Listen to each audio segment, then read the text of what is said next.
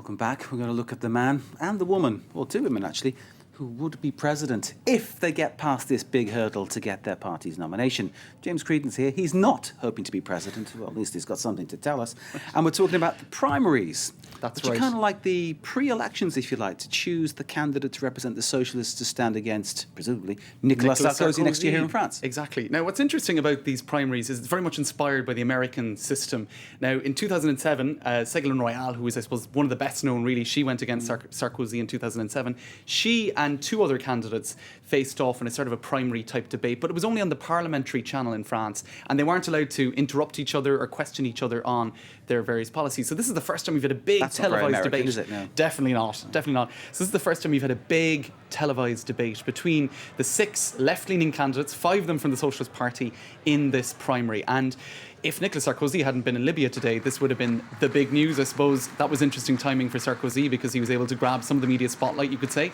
But it's a big TV moment in the French media. So we'll have a look at what some of the comment has been online. All of the websites, such as Le Figaro here, have live blogs charting through the various points. They're just starting now as we speak. We can't show the pictures, but they're just starting to debate each other. So Ségolène Royal's in the running. Who are the other sort of big name runners? You've got Ségolène Royal, you can see them here on the Le Figaro page. Ségolène Royal, you've got Martine Aubry, she's the former head of the party. Okay. François Hollande, he was the head of the party before her. And Ségolène Royal's former partner in life. They have 4 children together. Like a bit of love interest, is there? Exactly. And in fact, just a quick look at what The Guardian has been saying about this. Now, they also have a live blog. I'll just show you their live blog first. Interestingly, a British paper covering the French socialist TV debate. It's the only British paper with a live blog. I think it's already unusual that one has that. Now, a couple of days ago, they were saying the French Socialist Party election overshadowed by love triangles. They were talking about this, about the fact that abroad, most people are interested in the private lives of these politicians. Indeed. And how Hollande and Royal have 4 children together.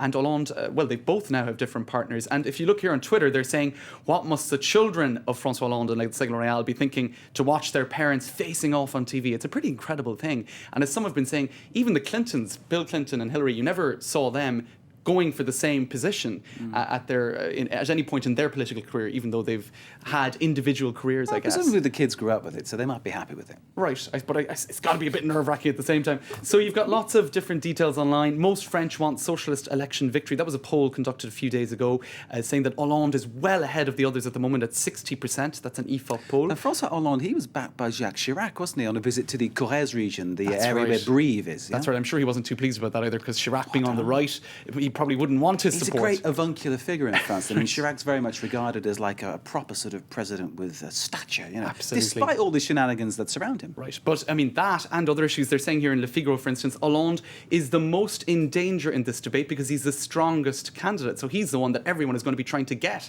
Okay. Now, some other analysis online. This is Libération's America blog. This is probably the most interesting point because it's so much inspired by American politics. They're saying 5 things to avoid looking at the US system. Don't look like the big favourite. A lot of American candidates try to do that. Avoid radical statements. Don't get stuck into the details of your opponent's campaign. Don't make musical references no one understands. Apparently that was John Huntsman, the former Utah governor, who made a reference to Kurt Cobain that no one in the audience understood. Finally, be careful of your hair. Apparently Michelle Bachmann gets lots of points for her hair. So we'll see what they say tomorrow about it. And if you're a man, have a shave before you go on. Kind of makes sense. James, take a note of that one. James Creedon, thank you very much indeed. That was Media Watch.